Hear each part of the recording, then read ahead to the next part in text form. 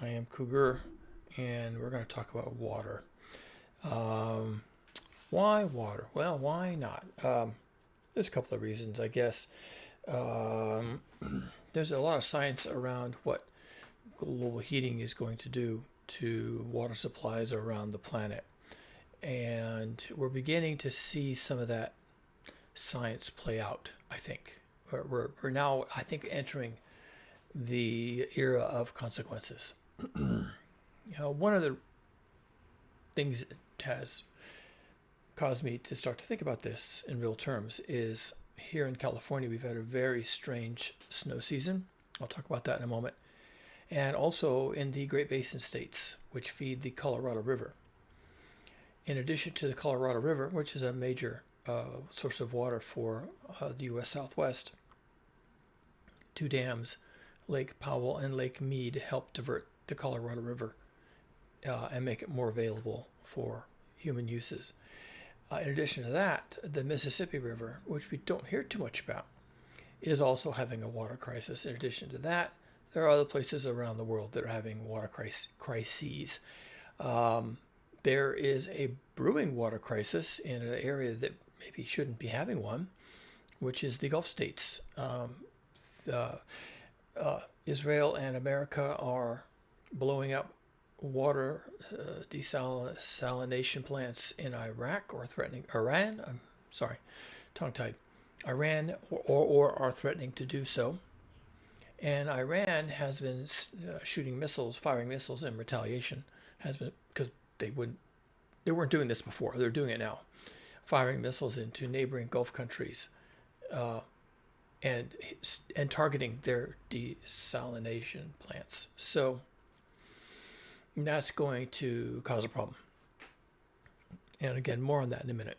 I'm just setting context here for why we're having this discussion. So where to start? I'm going to start by having a drink of water while I have it. You should have one too, given the topic. So, global heating. Global heating creates a polycrisis. We're going to have a lot of problems under global heating. We're certainly going to have heat. There's going to be heat waves. We're going to have crop failures, both because of heat, because crops do fail in the heat, and because of droughts also caused by the heat. But the heat by itself can cause crop failures. Just everything else being held equal, the heat itself can cause crop failures, and then a drought or mistimed drought, water availability. If you're a dryland, so-called dryland farmer, and you rely on rainfall, then the rain may come too soon, and then it's not there later when you need it, or it may come too late when the plants have not had a chance to germinate, and you've lost your season, and those kinds of things. So there's lots of ways that the water cycle can be messed up in a way that, even though the rain does come, you still may have a crop failure. So this is going to be a problem going forward for a lot of places, including here in the U.S. where I live. And let me just, let's jump into a presentation here. Okay, first of all, I've written a novel that talks about the polycrisis. I didn't use that term in the title, but it's really about that. The polycrisis caused by global heating and the end of oil. It's called It Was 100 Days, and the link to the novel is available in the description. I wrote the novel over about a year, starting about, 2 years ago, I guess. And it's available at Amazon Books. The link is available in the description to this video or any other video that I do. Also available in the description is a link to buy me a coffee if you'd like to support my work here in a way, financially. Then you can certainly buy me a coffee. I appreciate it. It means a lot. Failing that, of course, is perfectly free and really helpful to like the video, share it with someone who you think might benefit from this sort of information. And if you're not already a subscriber, go ahead and subscribe to the channel. I come out here and do this periodically. I have a enormous back catalog in my uh, video list of all kinds of topics, and some of them I revisit once in a while to update things with new information because it is a changing landscape now. So there's no shortage of topics. Some of these topics I can revisit every 3-4 months because things have definitely changed. So that's me. That's my book, and that's how you can support me. Let me rejigger this a little bit. I want to talk about. Here we go. I want to talk about water. So I just quickly did a query on Gemini to get some talking points because people are always asking me, so do you have examples? Yes, in fact.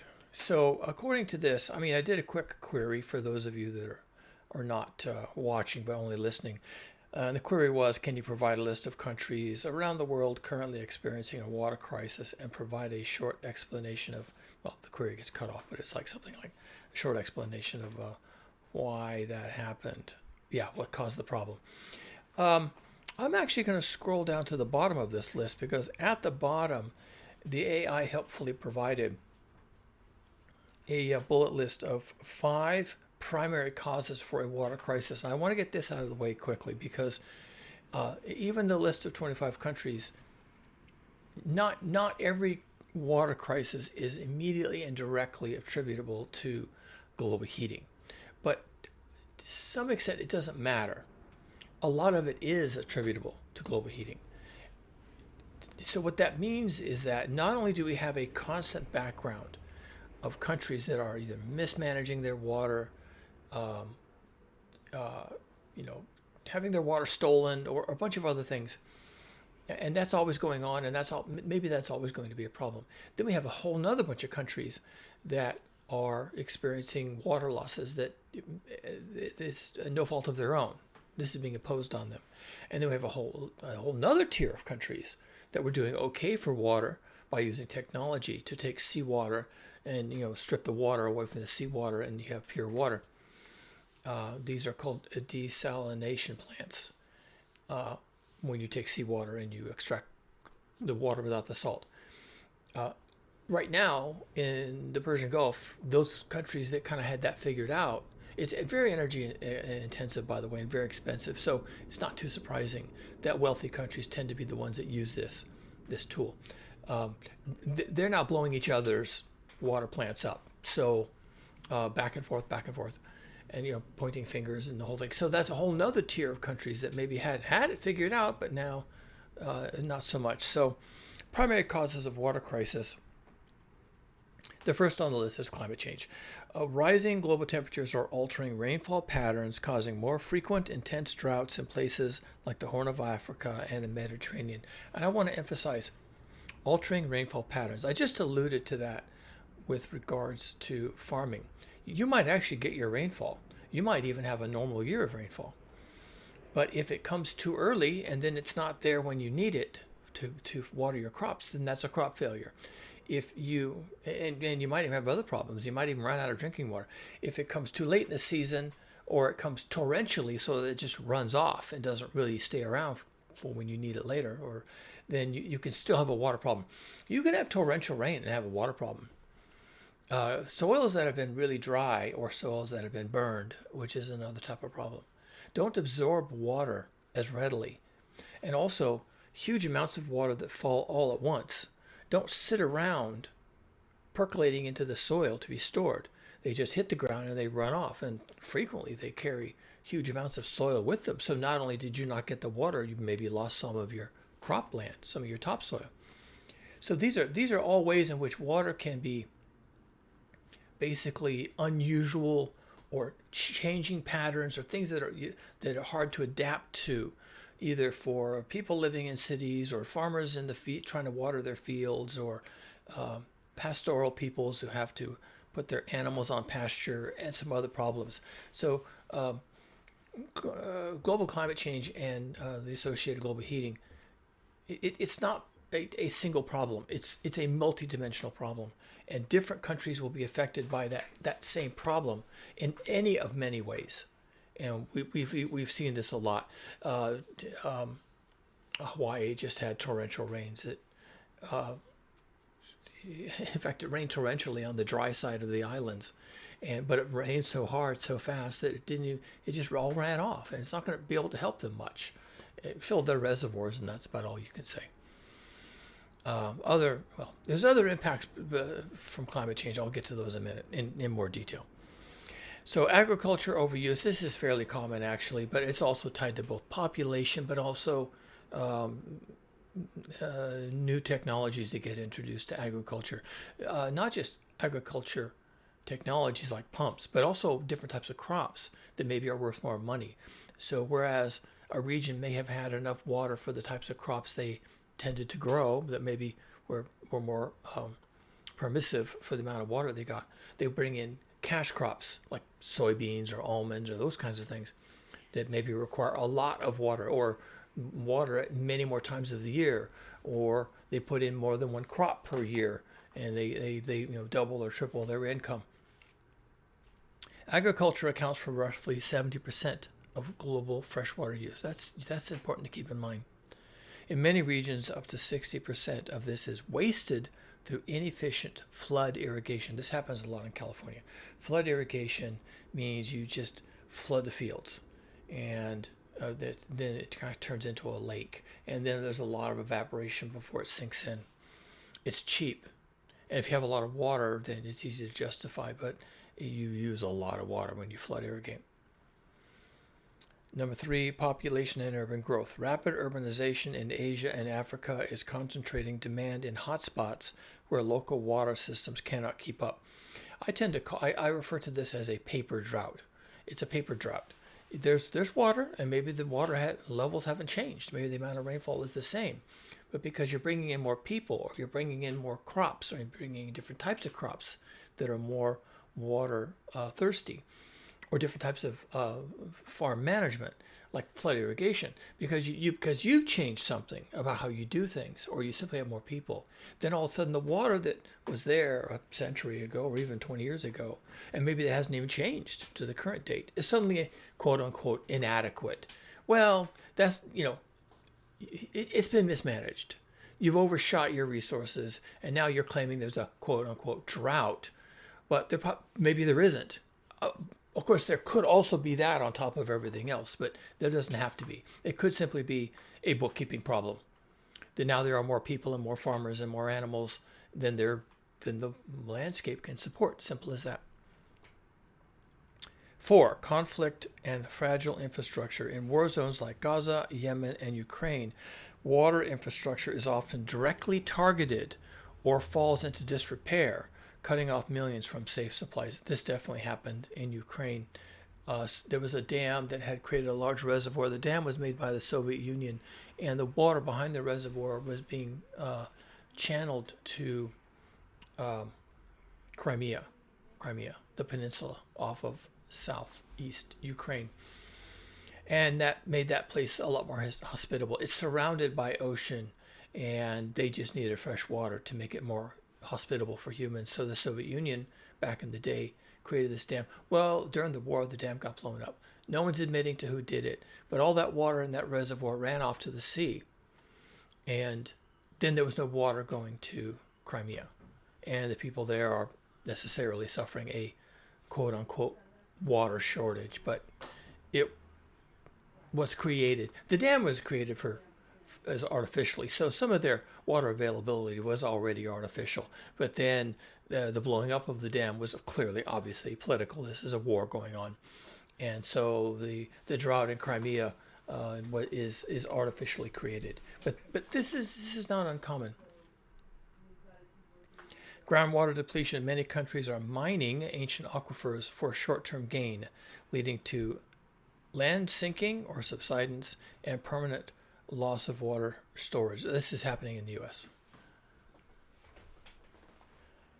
The Ogallala Aquifer, I think that's the term for it, Ogallala Aquifer, is leftover water from the last glacial maximum. As the ice melted, it filtered into the ground and was stored in the ground. And the farmers came along later, and these are areas that don't get much rain. So they came along later, and they don't have a lot of rain, but then they found this aquifer. And so they've been pumping out the water, and it's running out. It's going to be a problem. I don't know when, but I'm sure somebody knows when. But you don't hear too much about it because, you know, these are businesses and they don't want to talk about anything that's going to ever be a problem. So let's go up and look at this list of countries experiencing severe water crises. And then I'm going to talk about global heating and how this impacts water availability and how we are essentially in a world of trouble going forward from here. So they've divided this list up into Middle East and North Africa, which they call the MENA, the MENA, South Asia, Sub-Saharan Africa, and the Americas. So let's look at this list, shall we? Middle East and North Africa, this is the most water-stressed region globally, with 15 of the world's 20 most water-scarce countries located here. And they're going to list a few of them, but it's not 15. Bahrain, Kuwait, Qatar, and the UAE, which are all in the Persian Gulf, okay? These nations rely almost entirely on energy-intensive desalination due to an almost total lack of natural fresh water. These are desert regions, the Arabian Peninsula is a desert. It simply is. There's no surface water. I don't think that I could even point to. No surface water there at all. And so oases, right? These little tiny little areas of water that are so precious when you're crossing the desert. Oases. So they've fired up all these desalination plants to create fresh water out of salt water, and these are now under fire in wartime. Iran, which is another Gulf country, also belligerent in this war, currently facing a day zero scenario in major cities like Tehran due to 6 years of consecutive drought and over-extraction of groundwater. They've seriously mismanaged their water supply. I don't really want to talk about the mismanagement, although it's there. But they've also had 6 years of drought. So whatever problem they cause for themselves with this management, which is a thing, they've also been working with a deficit. So what can you say? And some of the mismanagement may have been acts of desperation because of 6 years of drought. So, these things, there's all these emergent problems that come along due to what? Desperation, people needing relief, farmers needing water to grow their crops. Of course, crops are important. Food is important. Pastoral peoples, ranchers and animal managers who need pasture and feed for their animals and so on. Lebanon, a collapse in national infrastructure and economic instability has left millions without access to safe drinking water. No mention of global heating here, but the heat is obviously going to be a problem for them, given where they are. Jordan, one of the countries with the lowest per capita water availability in the world. And I didn't even know that. I didn't know. Well, no surprise. Jordan is definitely a part of the Arabian Peninsula, so once again, dry. That whole Eastern Mediterranean actually has gotten really dry. I don't know if that's historically been the case.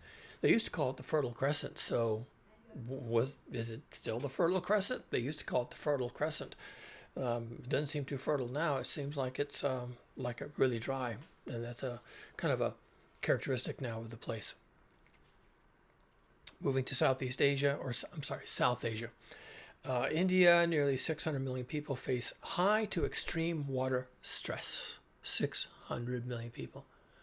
That's maybe slightly less than half of the population of the country.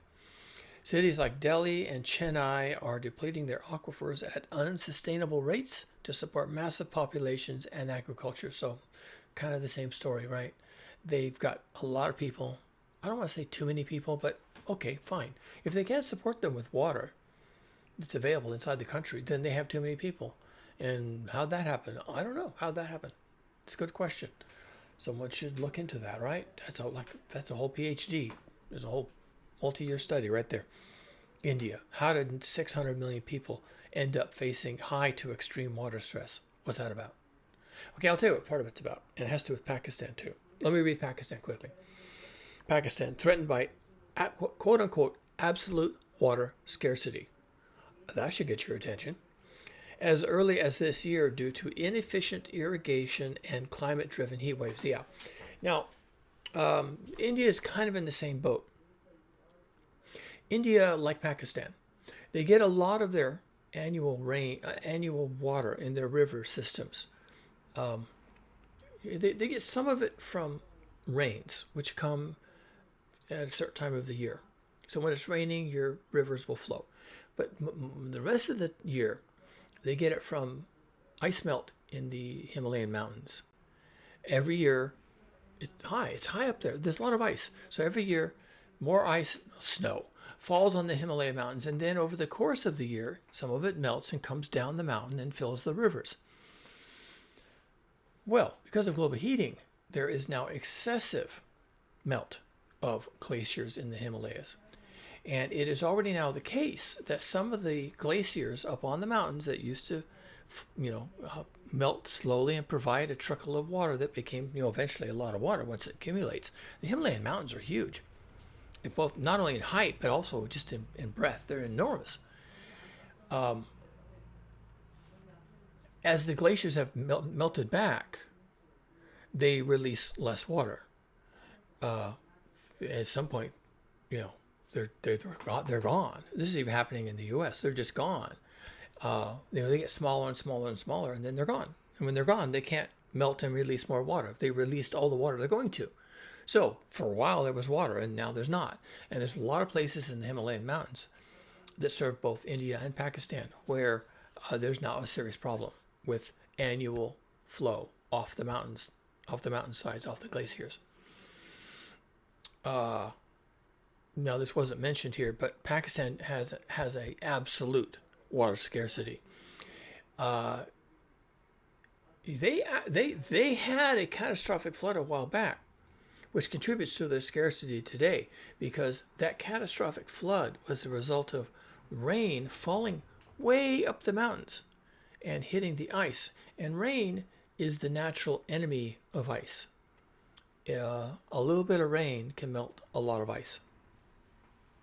And because of global heating, it's hotter as you go up the mountains now.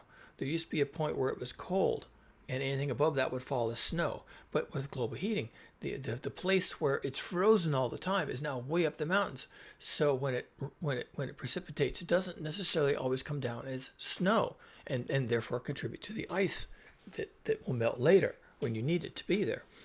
Instead, you get rain, and the rain just runs off right there, just runs off. Well, that's okay for the time, for a couple of days, right? For a couple of days, you got water, and then after that, you don't.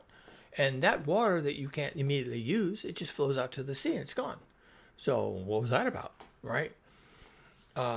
Pakistan had a catastrophic flood that covered, I think it was about 2/3 of the country, which is really hard to imagine. They had another one just recently, catastrophic flood. And you think, well, they got a lot of water. No, they don't have any. Because that water, when it comes down off the mountain and it gets into the croplands and into the cities, it comes out heavily polluted. You can't swim in it, you can't drink it, you can't do anything with it. You put it on your land, I guess, but even that isn't a good idea. It's got, crude oil and chemicals and all these other things in it from having flooded through towns and cities and over roadways and through drainage ditches. And so it's all this contamination. It's not even good for your crops to speak of, but besides which, it all runs out to the sea. And whatever happened, 2-3 days of flooding, and then a week later, it all runs out to the sea. What was that about? It's of no good to you after that. So when you're not getting snow up in the mountains, which stick and melts slowly, right, in a sane manner and comes down later, well, you don't have that, but you have these torrential rains that cause massive flooding. Well, then you get nothing out of it except flood damage. You get nothing. Moving on, Afghanistan.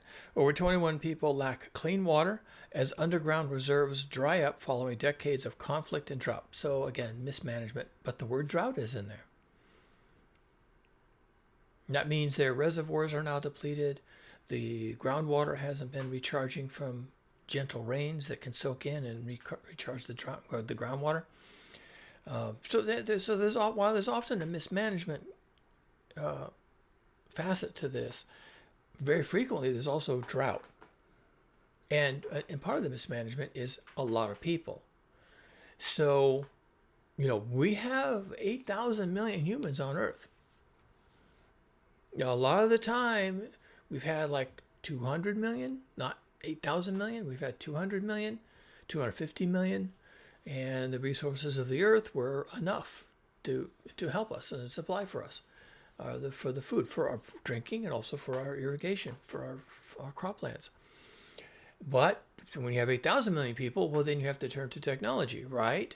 You have to drill wells, you have to pump out the aquifer, you have to create dams behind which we have reservoirs and all these other things. And now you're kind of out on a limb a little bit, right? Because what if you pump so much water out of the ground with your technology that you deplete it? What if you build all these dams and they fill up with water and then they fill up with silt? And then the dam can't hold water for you. It's basically not even there anymore. And so on. And what if your pumping and your reservoirs and your dams and your hydro projects and everything else allowed you to very quickly, because a lot of this population growth in the world happened in the last I want to say 30 years. Okay, so for 30 years it was just like boom. We went from, I think there was 2.5 billion people when John Kennedy was inaugurated to be president, and now we have 8 billion. So that's pretty close, like a 4x increase in my lifetime alone. Yeah, pretty much. I was born in 1959. So in my lifetime alone, we now have 4 times as many humans on Earth. And there's no reason to expect that this planet, with its resources, can support that many people. Some places it will. You just keep applying technology. You just keep pushing and pushing and pushing using technology. And some places it won't. Because either the technology hits a limit and can't help you anymore, or it's just too expensive and people don't do it. Other places, sub-Saharan Africa. Niger, Chad, and Ethiopia, these countries struggle with a combination of desertification, which could be linked to global heating, lack of basic infrastructure, no investment, and rapid population growth. So there you go. That's kind of the trifecta, really. Desertification, which means that the land is reverting to desert. Lack of infrastructure investment. So they're not drilling, and there's no canals, and there's no dams, and there's no reservoirs. And rapid population growth. If you get even 2 out of those 3, you're probably finished. Meaning you're going to have a hard time. And you're going to be in a crisis all the time for water. Continuing, Democratic Republic of the Congo, also called the DRC, despite having vast water resources, conflict and underdevelopment leave 89%, 90% of the population without safely managed drinking water. So there you go. Conflict and underdevelopment. Underdevelopment can be, well, you've got a conflict, so nobody wants to invest any money. Underdevelopment can also be there is no money. Underdevelopment could be too much corruption in your government. Whatever money there is, they take it and they keep it, and they're not investing it in anything. They're taking it and they're buying yachts and personal airplanes and things like that. Moving now to the Americas. Mexico. Major cities, including Mexico City, are facing critical shortages due to prolonged drought and aging, leaky infrastructure. So prolonged drought means global heating. Now, something has happened. And I'm blaming it on global heating, because why not? That's the most likely thing. But also aging, leaky infrastructure, so lack of investment. And there's no money, or there's no will to spend the money, or there's other things to spend the money on first, or whatever. And Mexico City is now in trouble. Mexico City is one of the most populated cities on Earth. As cities go. It's, I think, a significant percentage of the people who live in the country of Mexico live in Mexico City. And then the United States. The Southwest faces a permanent, that includes Southern California. The Southwest faces a permanent, quote, new normal of water scarcity as the Colorado River and its reservoirs like Lake Mead reach historic lows. Okay? So that's the bad news. If you take my word for it, there you go. According to the AI, there's a big problem. Now, I'm going to see how do I want to do this. Let's do this. How about this for a background? You like that? Sure, why not? I like how the AI, little subtle details. named the can Dry. Very droll. Very well played. Okay, so let's talk about global heating. Now, that list of countries I just shared, they obviously have big problems. Let me analyze a few that come to mind. What's the point of this? Let me set the context for this.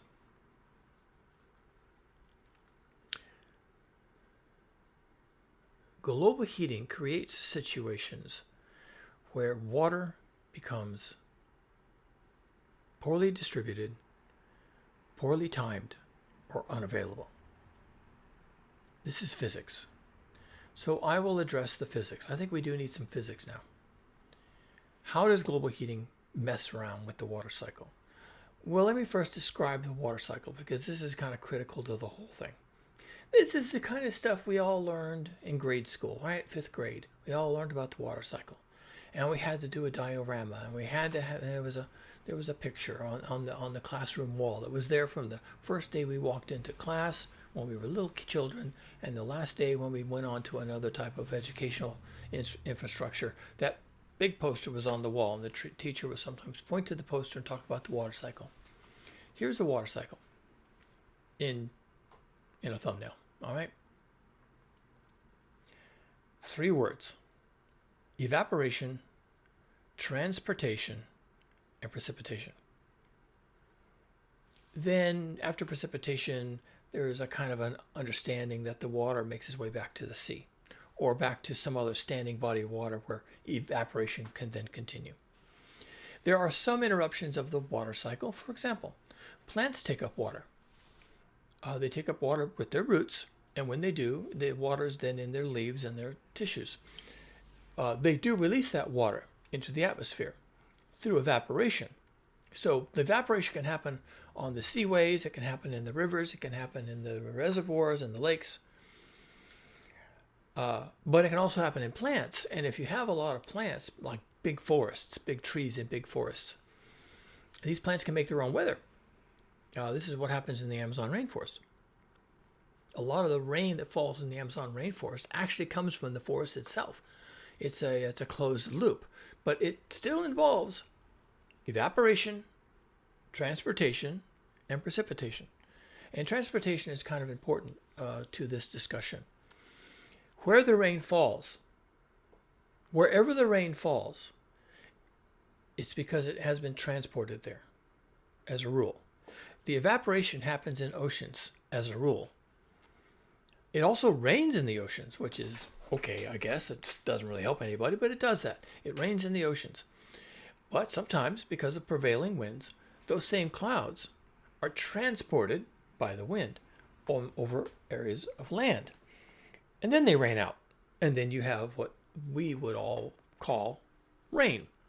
Because we don't experience rain in the oceans, although it happens. We experience rain on land.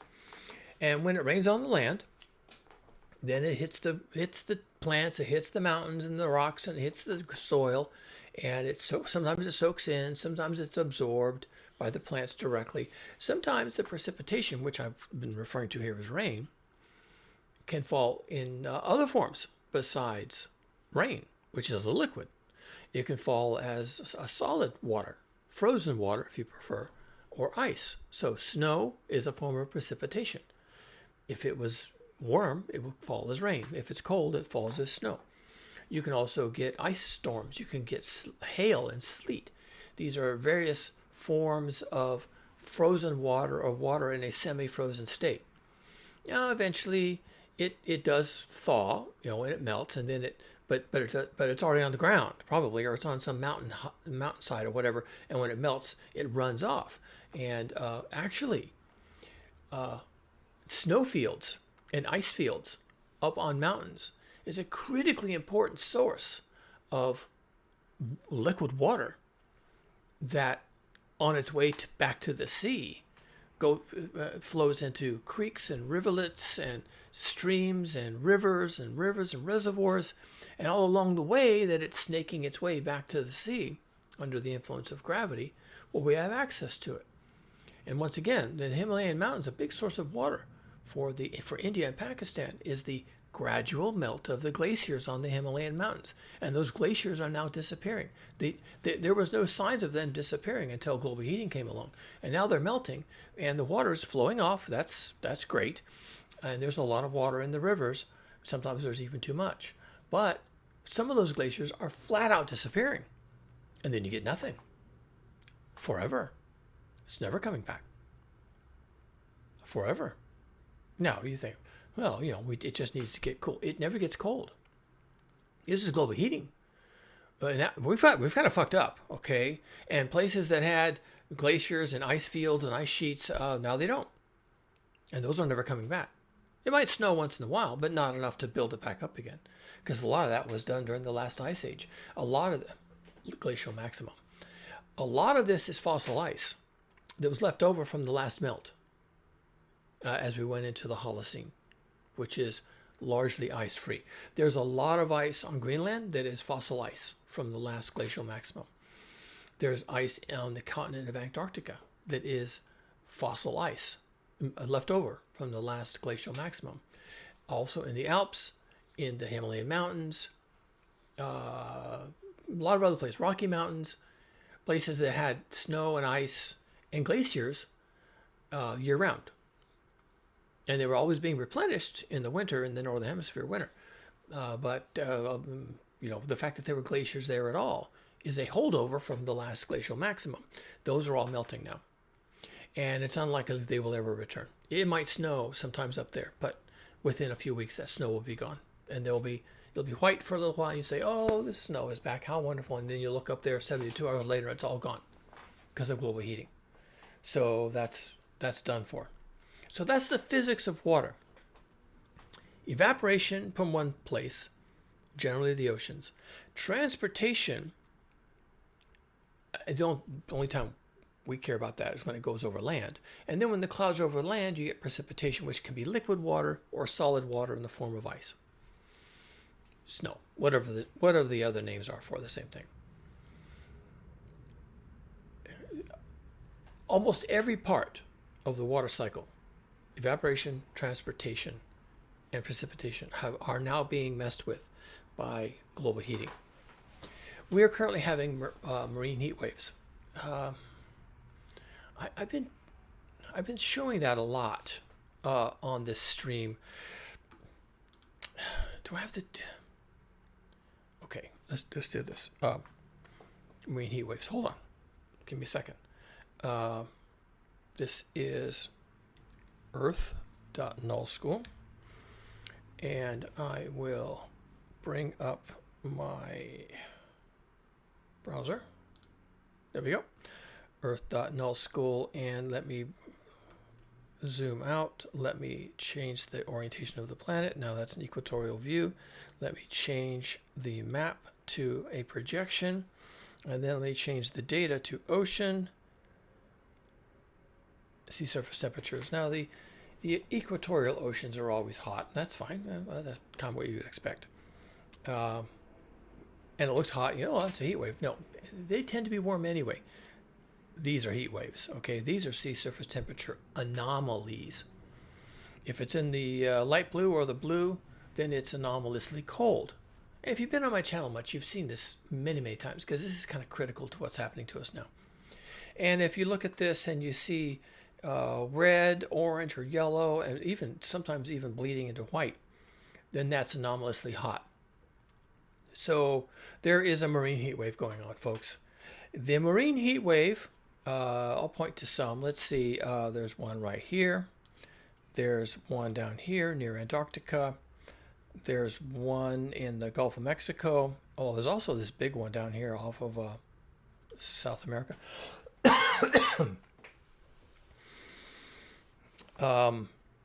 These marine heat waves, look at all this stuff going on over here in East Asia.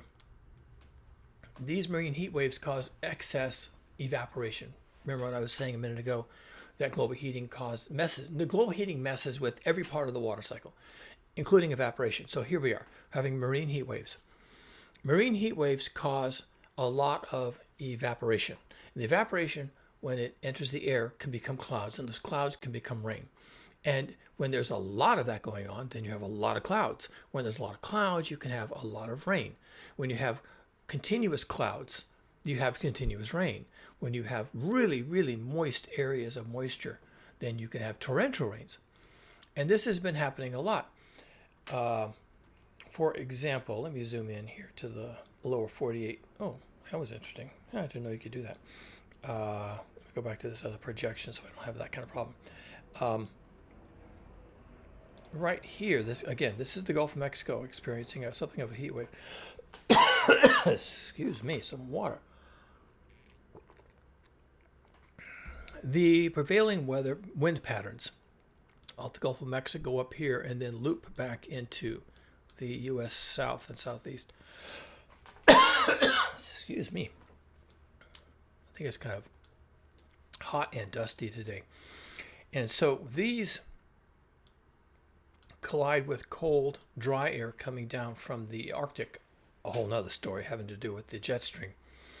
And then all along here, where these two collide, you get severe weather and torrential rains and hurricanes. Oh, and hail. Remember, hail is also precipitation. It just has to do with the cold. So these warm, moist air masses that are coming in off the Gulf of Mexico like this and then hooking up with the prevailing winds are just wrecking the U.S. South and Southeast, just beating them with a hammer. Not the least of which is the tornadoes that get spun up because of the severe weather.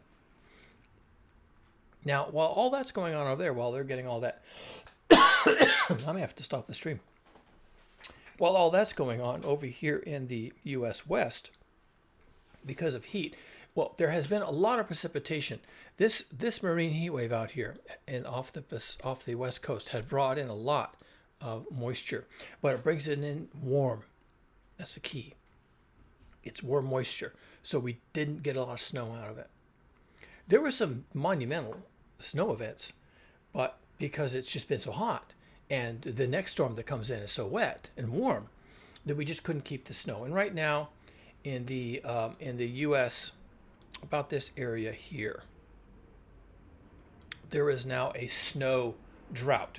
There's not a water drought as such, although there are some places that are in drought conditions. But there is no snow. It's gone.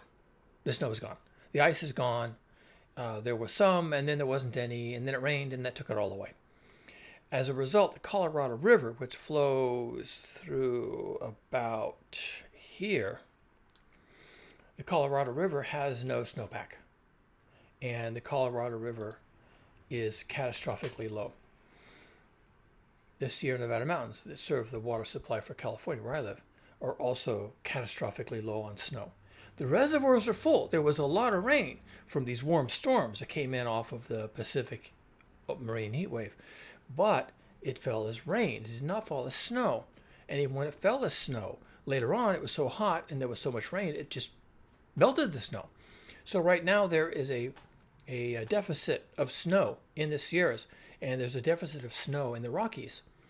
And therefore, the two major water collection basins, one for California and one for the Colorado River, are expected to suffer from catastrophic water loss. Now, this is important because even though the reservoirs are full, and that's a good thing, the California reservoirs are full, and that's great.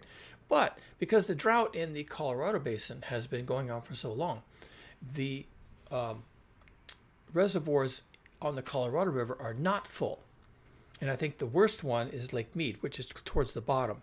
There's a different reservoir, Lake Powell, which is under a different treaty and has a different rainfall regime, and they're not as bad as Lake Mead. Lake Mead is supposed to run out of water real soon. So now back on topic, okay? Because of the wacky way that precipitation has been falling, meaning not as snow, but as rain, and not even as much as there should be, because of the interruptions and disruptions of the hydrologic cycle, the Lake Mead is running out of water. Now, that's an artificial lake created with a dam. It filled up early on, early 60s, and there was plenty of water for a long time, but But it turns out that was temporary. And people didn't know it at the time. They thought they had a handle on things, but they really didn't. Now the Colorado River system is running out of water. The Colorado River system, Lake Mead in particular, provides water for Colorado, Nevada, and California. In particular, in Nevada, Las Vegas. I'm sure you've heard of the place. And in California, another familiar name, Los Angeles.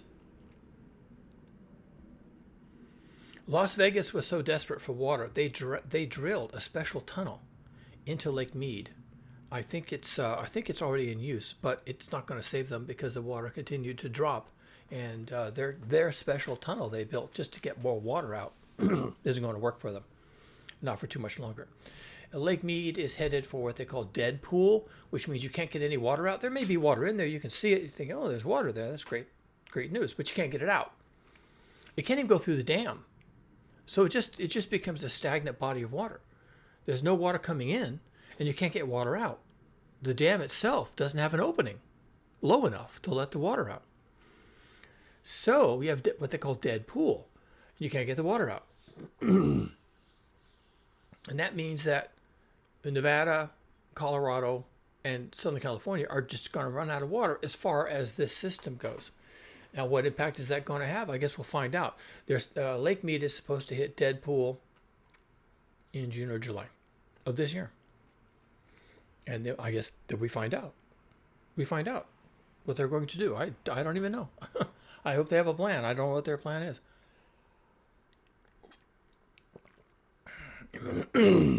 These are dry areas. Southern California is dry. That's where Death Valley is. And to build down here required a lot of technology, including dams on the Colorado River, and pumping stations, and pumps, and canals, and everything else. Well, that technology has now basically failed because there's no water. You can't make water with a dam. You can capture water, but you can't make water. And after a while, if there's no water, then the reservoir behind the dam is just not there anymore. Not for practical purposes. Now, another system, and I had to look this up today. You can actually see it on this map. It's a Mississippi River system. I think it goes through here. Mississippi River is having actually massive water problems. I've been hearing about this for years, but you don't hear too much about it. I don't know why. It just gets normalized after a while, but apparently the Mississippi River is having a catastrophe. There's just no water, and they've even had massive flow failures where the water just isn't flowing down the river that they can't even account for. So we're kind of off the map here with the Mississippi River. Lots of states require the Mississippi River to have water in it. It's also a major waterway for north-south transportation of goods using barges and things like that. And there's huge problems now with getting the barges to go up and down the river. There's just not enough water to float them. The channel has gotten really narrow. They can't pass each other.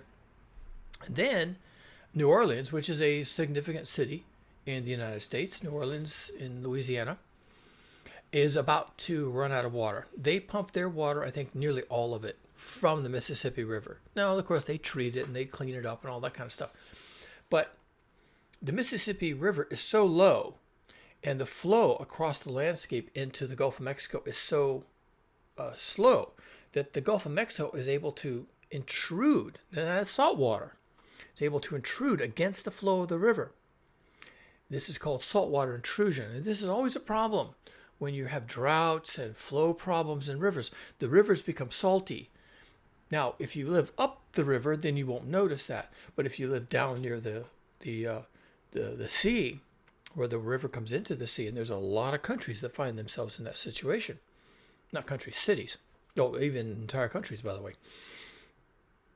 That find themselves near the sea, then the fresh water that comes down might not be able to push the seawater out. And so the seawater intrudes. And when the seawater intrudes, you can't drink the water. You're done. You can't drink salt water.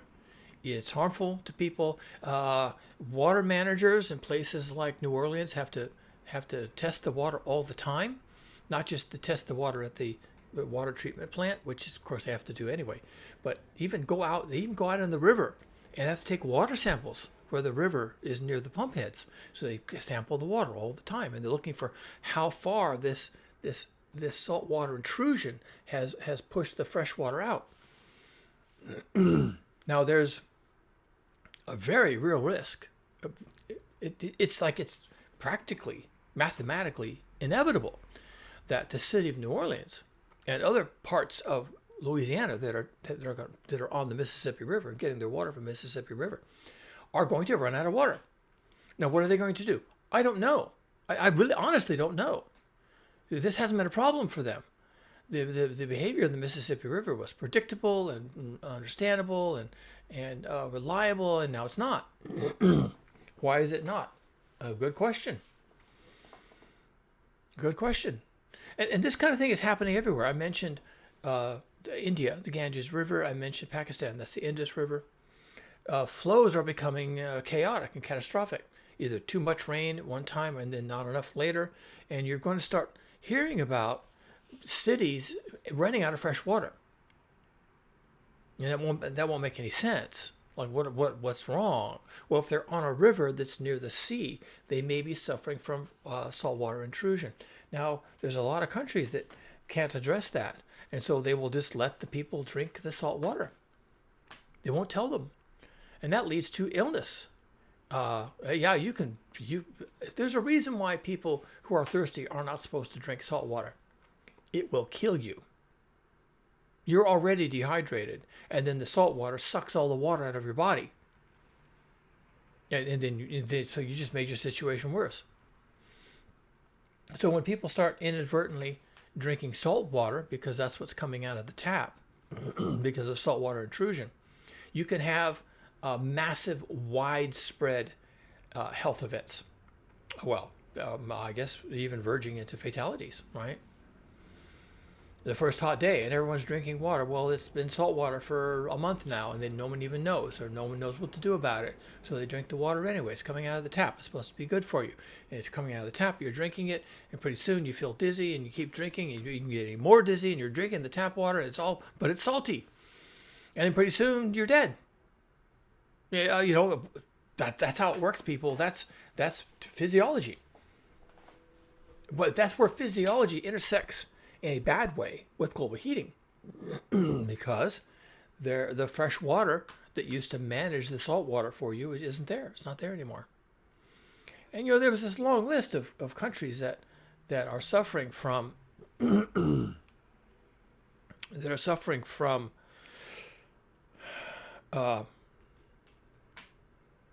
water issues, and it doesn't matter whether the water issue is going to be a management problem, or a population overshoot problem, or a climate problem.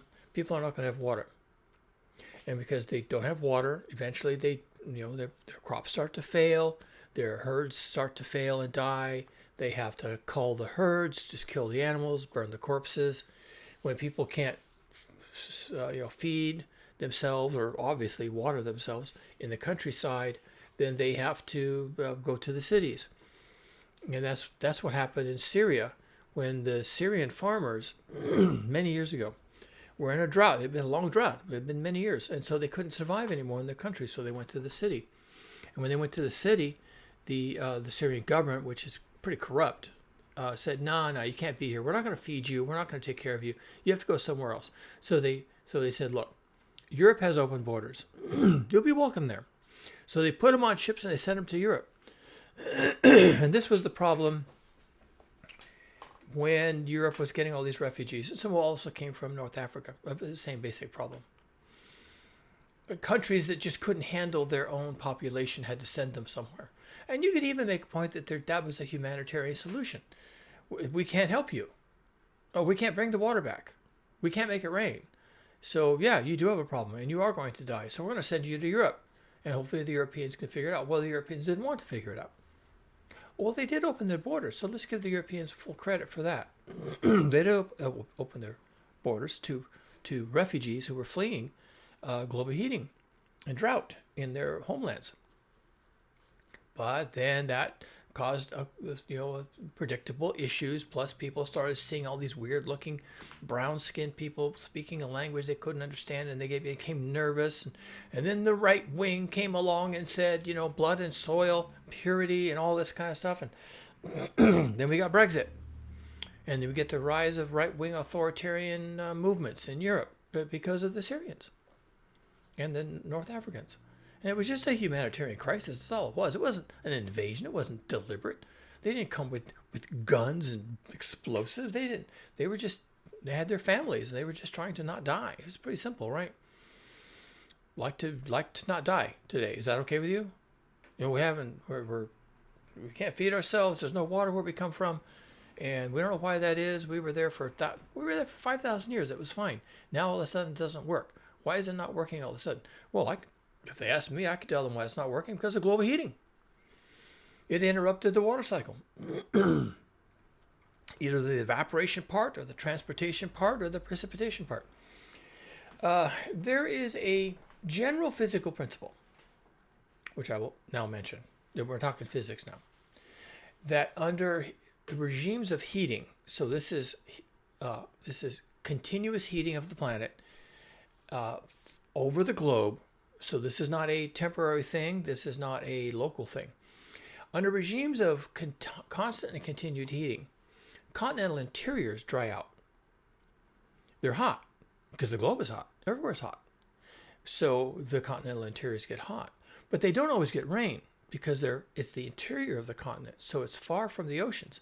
So even though the oceans are hot and there is a lot of evaporation, the continental interiors are cooking. So even when it rains, it just immediately evaporates because it's so hot. And it may not even rain that much, because when you're getting evaporation in the oceans and then the prevailing winds blow the clouds over, they tend to drop most of their water early on. And then by the time they get to the continental interior, there just isn't much left. The U.S. has an enormous agricultural sector in the Midwest and the Plain States, but that's fed with pumped water. Now, there is dryland farming, and they do rely on the rain, but a lot of it comes from the Oglala Aquifer, which is fossil water left over from the last melt. So there you go. They use technology to make that land work for them. But under expected physical conditions due to global heating, we expect those continental interiors to dry out. And then there are areas like the Eastern Mediterranean, while they're not in continental interiors, they are surrounded by a lot of land. So they're like the interior, and they don't get a lot of rain.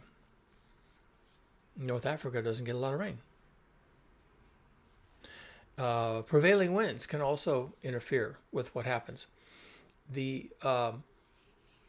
As the Earth heats, then that means that the difference between the temperatures at the pole versus the temperature at lower latitudes is reduced. The poles heat faster than the lower latitudes. When the lower latitudes heat, they transport the heat to the poles, North Pole and the South Pole. So the lower latitudes tend not to heat because the heat is being moved. So as the temperature differences between the poles and the equator, say, begin to reduce, then the prevailing winds begin to weaken. We see this working itself out somewhat with catastrophic collapse of what we call the North Polar Vortex. That's a wind that is maintained by the differential in temperature, and therefore things like pressure, between the freezing north and the hot south. And because the freezing north is not as freezing as it used to be, global heating and global and polar amplification combined, then the winds are slowing down.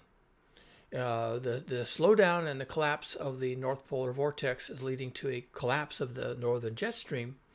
And the northern jet stream, as it collapses, it starts to slow down. It begins to meander, like a river would slow down and meander when it hits the flats. When it leaves the mountains and it hits the flats, it slows down. It starts to meander.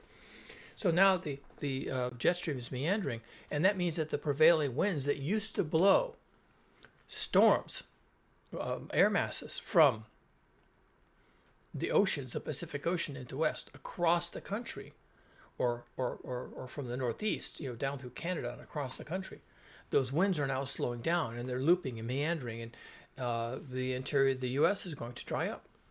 It will also get hot because of global heating, which is global. Global heating is global. So nobody escapes this. But you may escape the rain. I mean, it's a disaster, of course, but you may not get the rain because the winds are just not there anymore. That's the physics of continental interiors. The rain, we will have enhanced evaporation because of the marine heat waves. There will be a lot of evaporation. There will be a lot of moisture in the air over the oceans. But will it be transported? Because that's part of the water cycle, right? Evaporation on the one hand, transportation to someplace else, maybe over the land, and then precipitation. And without the transportation part, then the precipitation kind of falls where it started. And you may get most of your rain over the ocean itself, or maybe over the continental margins, like the western part of the United States. Maybe we continue to have water. Now, we had a lot of water here in California recently, but we didn't have snow because of global heating. You can't have snow. You can't have ice in global heating. You can have water. You can have rain. And whether you like it or not. Maybe it floods you. You have so much rain. Maybe it's catastrophic. It washes out the bridges and destroys the people's homes. And maybe that's terrible. But you can't have snow because of global heating. So you get all your water at once, and then you don't have any water. Okay, your reservoirs are full. Nice. Well played. But you may not have snow. You may not have a snowpack. And if you're India and Pakistan and Southeast Asia, maybe that snowpack is important to you. If you're China, Northern China, for example, that snowpack may be really important to you. China in the north, where a lot of the population is, a lot of the agriculture is in the south where they get a lot of rain. But the northern part of China is where a lot of the population is. That's where Beijing is. And they get their water from the Tibetan Plateau. And now you kind of understand their interest in Tibet, right? They get their water from the Tibetan Plateau. And they have all these projects to move water from the Tibetan Plateau into northern China. And they've even been talking about even bigger projects because they're running out of water in northern China. Any year now, they're just going to flat run out of water. And as the Tibetan Plateau maybe gets less rain, no snow at all, the glaciers melt, there's no runoff from the glaciers are gone, there's no water on the Tibetan Plateau, and then what's northern China going to do? Where are they going to get their water? Are they thinking about that? I don't know. Everyone's in denial. There's not going to be a problem. It's all going to be great. No, it's not going to be great. Physics is telling us it's not going to be great. It can't be great. It's not going to work.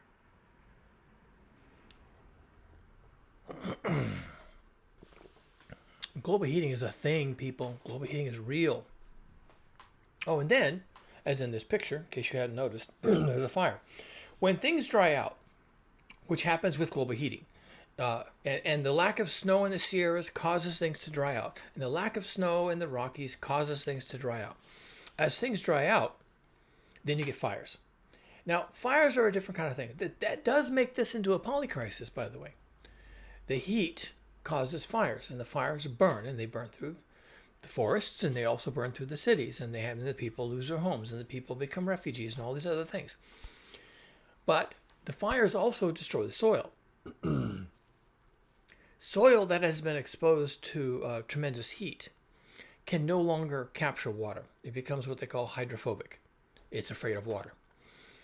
So burned soils, where there used to be trees, now there's burned soil. That's what happens in a fire. You had a lot of trees, now you have ashes and burned soil, both of which are hydrophobic. So the rain hits and it runs off.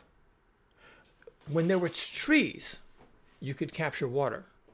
When the trees are gone, you can't. Now the water runs off, and if there's a reservoir nearby, you can fill the reservoir, and so everything's kind of hunky-dory.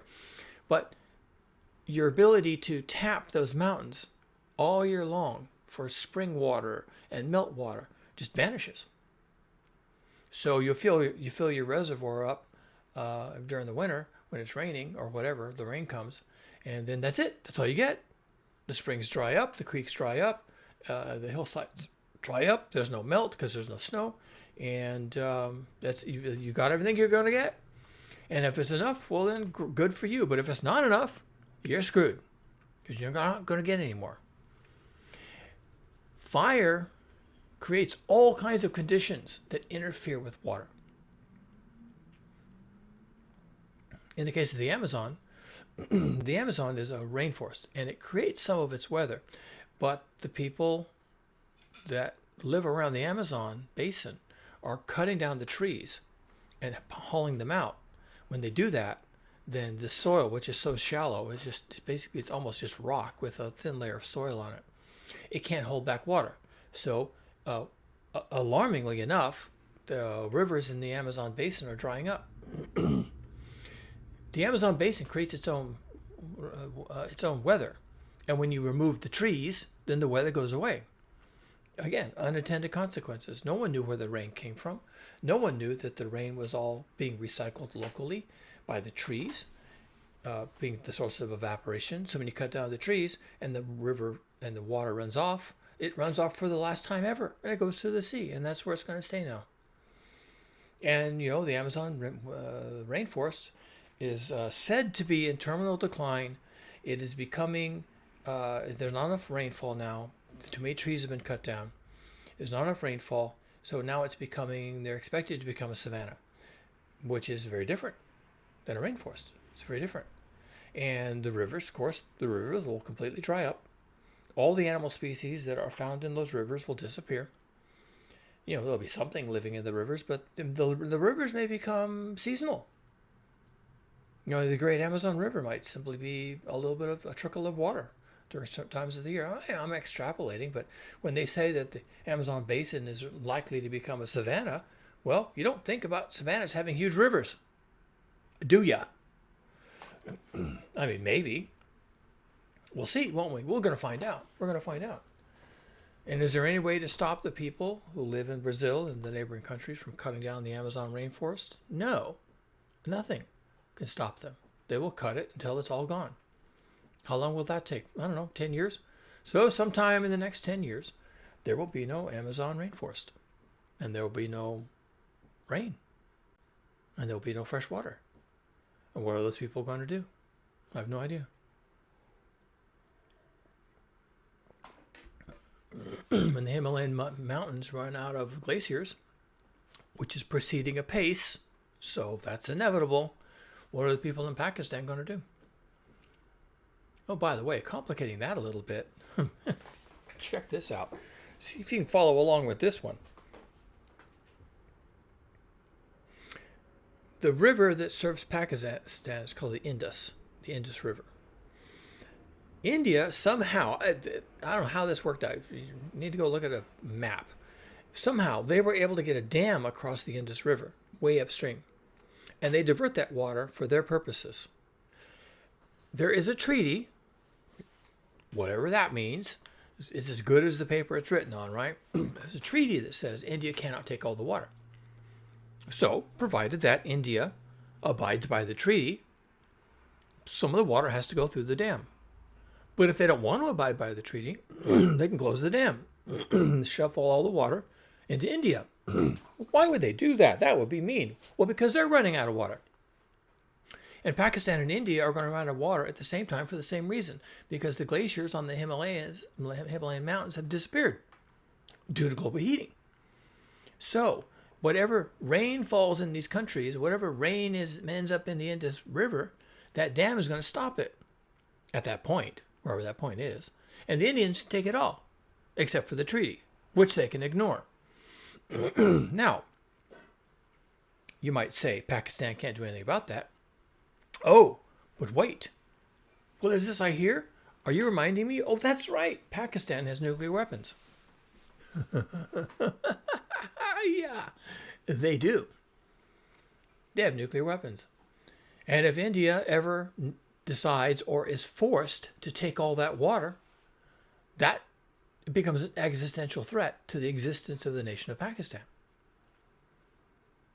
Now, one thing they could do is they could fire one of their missiles with a nuclear weapon on it at the dam and blow up the dam. End of treaty. There's no dam. What are the Indians going to think about that? You blew up our dam. That was our water. Now all that water is going down the Indus Valley into Pakistan. None of it's coming our way. That's a threat to our population. That's a threat to our people. Why'd you do that? What can they blow up with a nuclear bomb? Because they both have nuclear weapons. Who knows? A city, an agricultural sector, a military base. Who knows what they're going to blow up with their nuclear bomb? And now Pakistan and India are at war with nuclear weapons over water. Was that on your bingo card? Because that's the thing, folks.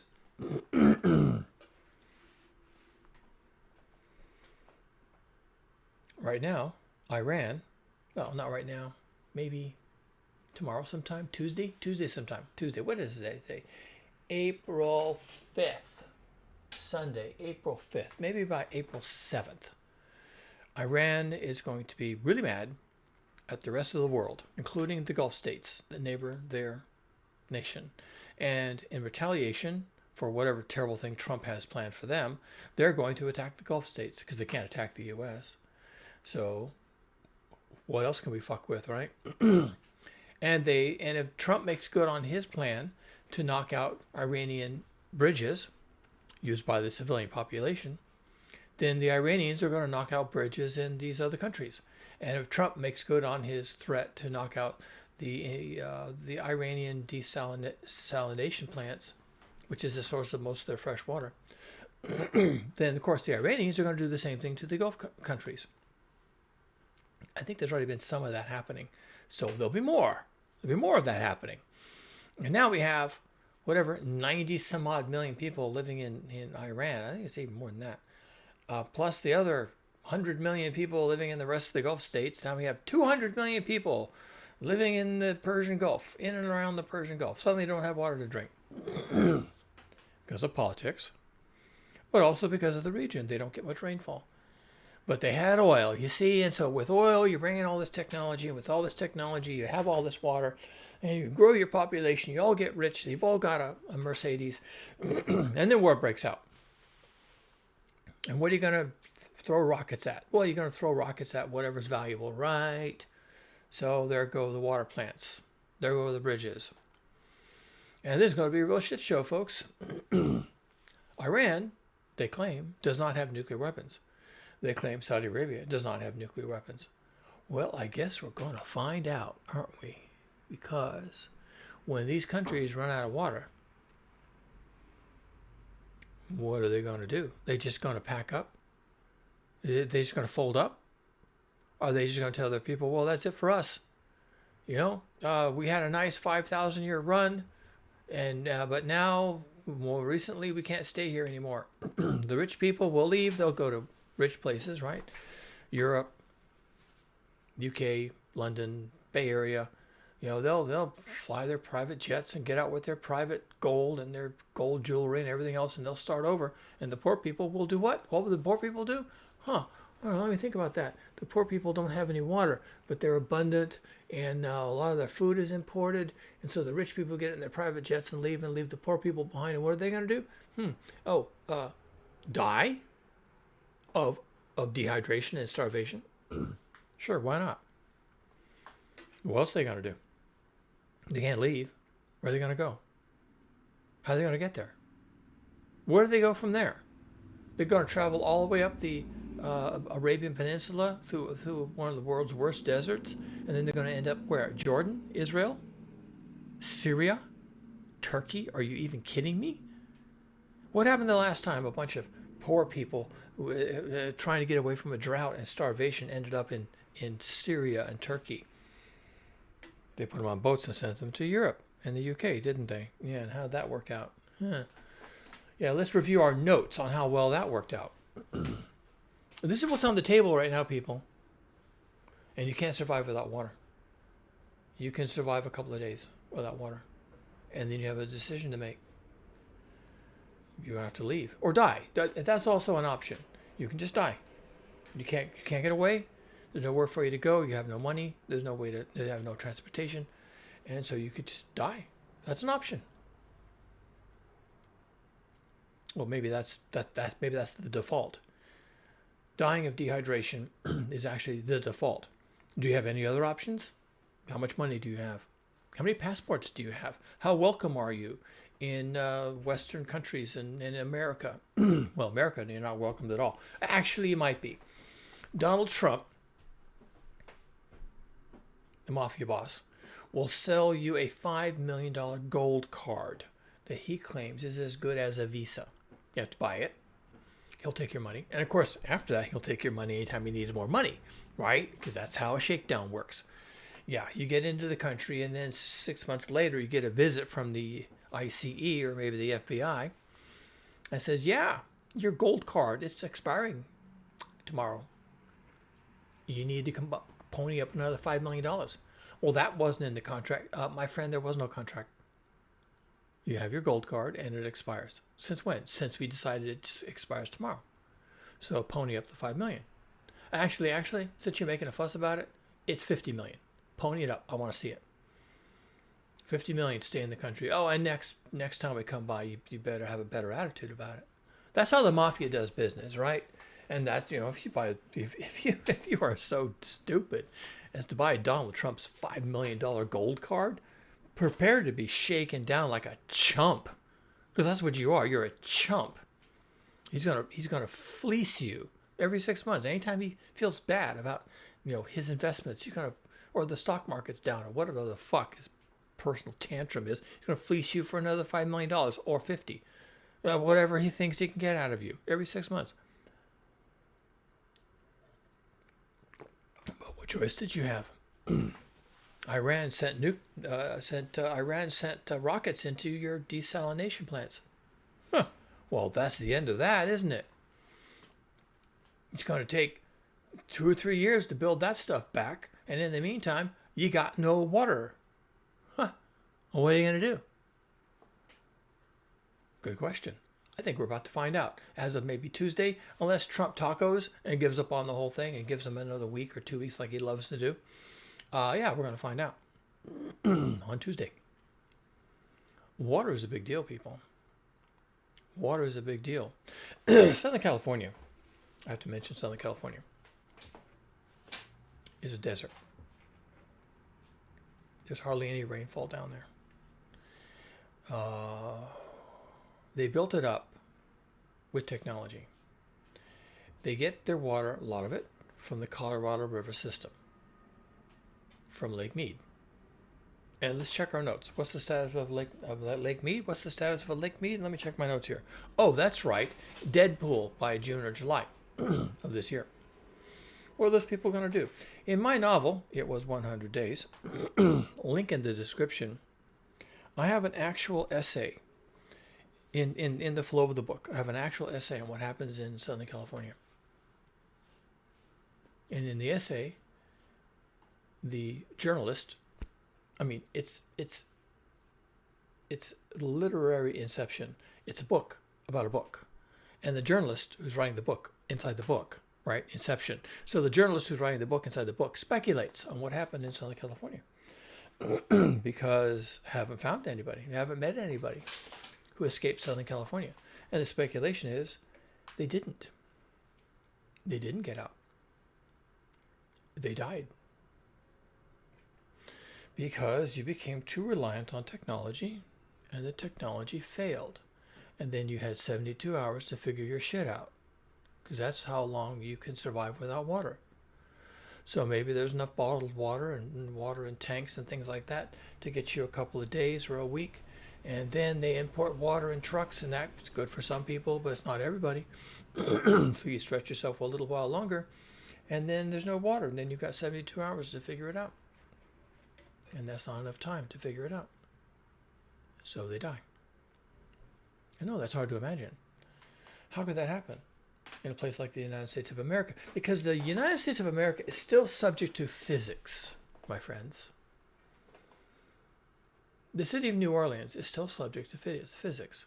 The entire nation of Pakistan and India, nuclear weapons and all, are still subject to the laws of physics. And the laws of physics are, if there's no rain and there's no ice to melt and provide you with liquid water, then you have no water. That's physics. And it's not amenable to politics or geopolitics or twisting anybody's arm or having a $5 million gold card or anything else. It's physics. And if Lake Mead runs out of water and Southern California can't figure out how to get water, and they're trucking in water and they're flying in water and there's everything they're trying to do for water, well then they won't have water for 20 million people. They might have water for 5 million people. Yeah, maybe. What about those other 15 million people? What are they going to do in 72 hours? What are they going to do? They got 72 hours to figure out their shit. Because that's how long you can live without water. That's just physics. I'm not making that part up. No. I'm speculating a little bit on what happens when Lake Mead finally hits Deadpool. I'm speculating. But it's speculation based on a certain amount of physics, right? There won't be any water. There's 20 million people in the LA urban area.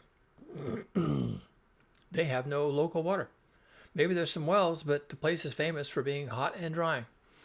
So what are they going to do? I don't know. I guess we're going to find out come June, July. Maybe they can hold on till August, and then I guess we find out, don't we? Because of physics. Global heating is a thing, people. Evaporation is a thing. Heat is a thing. Drought, crop failure, these are all things. These things are real. And you can not want to think about it, and you can think, well, it's going to be someone else's problem. It's going to be an SCP. But it's not an SCP. Not necessarily. And even if I'm not living in Southern California, and even if I've got plenty of water here in Northern California, which we basically do, a lot of that snowpack would have been shipped south, just so you know. It becomes my problem when those people have a problem. And why is that? Because those people leave. They leave. Now, they're refugees. They have to leave everything behind. They can't sell their home. Who's going to buy their home? For fuck's sake. It's not going to happen. They leave their home behind. They leave their belongings. They leave their job, their life, their entire, everything they've ever known. Schools, the whole thing. And they load up in the car. They've got whatever cash they've got in the bank. And they put goods in the car and the kids and the dog, and they leave. They go north, where they know the water is. They've heard there's water in the north, and there is. The reservoirs are full. Okay, fine, great. So now you're heading north, the reservoirs are full. And now what? What are you going to do? So I'm probably overstating it. There are reservoirs in Southern California. They may have water. I don't know how big they are. I don't know how numerous they are. I don't know how they get the water out, how long it will last. Maybe they have a story. Maybe there's some way they can figure it out. But the clock is ticking, is my point. Lake Mead, when it dries up, is good. It's done. Lake Mead is done. I doubt it will ever be anything other than Deadpool. Maybe once in a while it will pick up 2 or 3 feet of water, but then it'll drop again, and that's it. Lake Mead is done. And when it's done, it's done. Because global heating never goes away. The reason there's no snow in the Rocky Mountains and no snow in the Sierra Nevada mountains is because it's too hot. And that never changes. Because global heating only gets worse, and it never goes away. And the continental interiors will bake in the heat because it's hot, because of global heating. Physics, it's hot all the time, all year round. Things are hotter than they should be. And because of problems with the prevailing winds being torn apart and the jet stream becoming unreliable, and there's no prevailing winds to drive the warm, moist air masses into the continental interior just dries up. There's no snow, there's no rain, there's no anything. Lake Mead is done. It becomes a big mud pie. And then what do you do? You got a story? You got a plan? You got a plan B? Nope. Nobody has a plan B. There cannot be a plan B. There's no possible plan B. And Southern California, I'll call it right now. Southern California is doomed. Maybe not this year, maybe not even next year. Sometime in the next few years, it's going to be real obvious to everybody involved that Southern California is not viable for human habitation because there's no water. And there you go. And now what? I don't even know what. I don't even know. What are they going to do? I don't know. I don't know what to say. I don't know what to say. What are the Pakistanis going to do when the Indians divert the Indus River into their own country? What are they going to do? What are the Pakis going to do when the Indians take all the water? I don't know. They're going to do something. Surely they're going to do something. What it is, I don't know. They've got nukes. India's got nukes. Somehow it's hard for me to walk away from this question. What are they going to do without invoking nuclear weapons, okay? It's really hard for me to figure out how the Pakistanis are going to deal with India taking all the water from the Indus River, because they're the ones that own the dam. You're going to take all the water and leave none for the Pakistanis. And there's nuclear weapons involved in all this. Complication. What are they going to do? I don't know. There are 25 nations currently in the world that are having water crises of various kinds. Some of them are absolutely acute. Did I even mention that Iran is running out of water? Tehran, the capital city, is like within days. They've been predicting it for a while, but they keep eking it out. They're going to have no water. Now it's poor management, but it's also 6 years of drought, which I mentioned earlier when I was listing down the countries that are having problems with water. Iran is one of them. And what part of the current kerfuffle in the Persian Gulf is because Iran has no water? Are we gonna help them with that? How can we help them with that? We're blowing up their infrastructure. We're blowing up their country. That's not helping. So obviously we're not going to help them with their water problem. And now what are they going to do? Well, a lot of them will leave. There's a lot of rich people in Iran because of the oil. And they have lots of connections around the world, mostly in like Russia and China. But it counts, right? These are not bad places to go. And those guys will get on their private jets and they'll make sure they have all their gold and jewels and everything else they have to have. And they'll fly to their destination where they can get some relief, and they'll leave their country people behind, their fellow countrymen behind in Iran with no water and no infrastructure because it's all been blown to flinders, and they're done. And now you have 90 million people or whatever the population is of the country, and they die. They die. What are they going to do? Does physics not apply? Do the laws of physics just suddenly become suspended because I don't want to think about it? They have no water, and they're being bombed daily. They have no infrastructure. They're being bombed daily. And then the wealthy people leave Iran, and they go to Russia, and they go to China, and they leave everybody else behind. And what happens to those people? Physics happens to those people. Physics is what happens to them. And they die.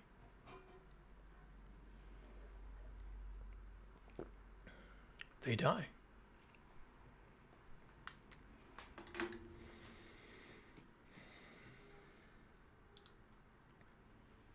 Water. We're in trouble. We're in trouble. And there's no way out at this point. How can we solve this? There's no snow in the Rockies. The Mississippi River is at critical low. Some people don't even know why. There's no snow in the Sierra Nevada mountains. The ice in the Himalayan mountains is melting and disappearing, evaporating. What can you do about this? Nothing, you see, nothing. Now, I sometimes, when I'm on this channel and I'm talking about the things I talk about, occasionally I mention that I expect, and I wrote this into my book because this is my actual professional expectation. I expect 999 humans out of 1,000 to perish due to global heating. Some of that death will be because of dehydration, no water. Some of it will be starvation, no food. I mean, the two kind of go together, right? Many will die of heat. It is global heating, not a joke. Some of them will die, as we are seeing right now, of warfare. Warfare caused by no water, no food, too much heat, and then you fight, okay? And Pakistan and India are being queued up for exactly that. Warfare over water. You die of a bullet or of a nuclear bomb, but it was over water. Okay? Water was the trigger. Will we say that the brief consequential exchange of nuclear weapons between Pakistan and India was due to global heating? No, we won't. We'll say it was because India violated some treaty involving something called the Indus River, and it was pissed off the Pakistanis. And no, it's all global heating. Why did India take the water? Because they didn't have any. Why did they not have any? Because of global heating. It's all going to be global heating, folks. You have your proximate cause.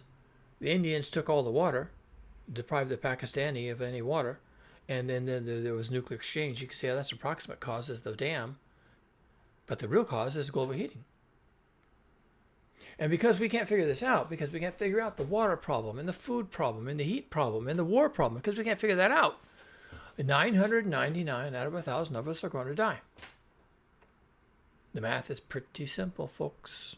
It's brutal, but it's simple. And simple math is the best math, because you don't have to argue with it. Once you do the simple math, then you're like, well, okay, that is pretty obvious. Pretty obvious what's going to happen with that. And then maybe you're in the way of that, or you're not. And that's the calculus you have to do. Am I in the way of this coming shitstorm, or am I out of the way? Can I get out of the way? If I'm in the way, can I get out of the way of it? Do I have money? Do I have my private transportation? Do I have enough visas for enough friendly countries? Will those countries stay friendly? What do I offer them besides money? What if they take all my money? Then what do I do? Well, this is the equations running through your head as your country's running out of water.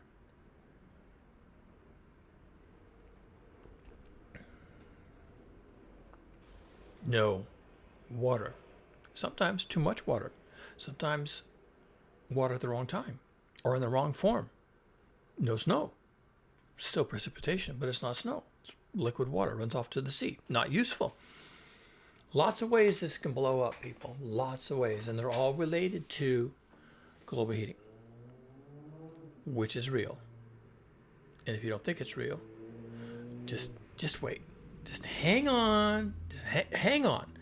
Because for some reason, the middle of this summer, it's all coming to a head. All at the same time. The polycrisis is just going to unwind on us about midsummer. Yeah, I'm worried. That's why I'm on here. I want you to know. Pay attention. Keep your eye on the water supply and the food supply and the fuel supply. Keep an eye on your so-called leaders. What are they talking about? What are they not talking about? Are they not talking about the riots in that city that people say ran out of water? Or are they talking about it? And are they helping those people? Are they just sweeping it under the rug? Did Tehran and Iran run out of water? Does anyone talk about that? Is there any reporting on that? No? Why not? Because they are, and they will, and it'll be over for them. It'll be over for them. It'll be over for them any day now. Any day now. In the middle of this war, Tehran and Iran could run out of water. Day zero. And then they got 72 hours. Because that's how long you can live without water. 72 hours. And then what happens? You're dead. And then what happens? Well, death is another one of those things that has global impacts. People fleeing, fatality conditions, crossing borders, causing border conflicts, invaders. I mean, they're refugees, but they'll call them invaders, right? They'll meet them with the military. That's going to be a problem. Genocides, war crimes, right? War crimes. And what happens when you start committing war crimes? You get used to it. You see how it is? When you can turn an eye on those refugees, and you just harden yourself. You become genocidal, and you just harden yourself.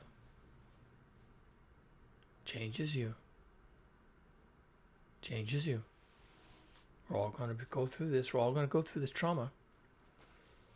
It starts in the middle of this summer, 2026. Maybe not everywhere, but somewhere. Starts somewhere. And we slowly harden against the human catastrophe that is global heating. Good luck with that one. You may think you're not that person, but you are that person. Wait and see. Wait and see.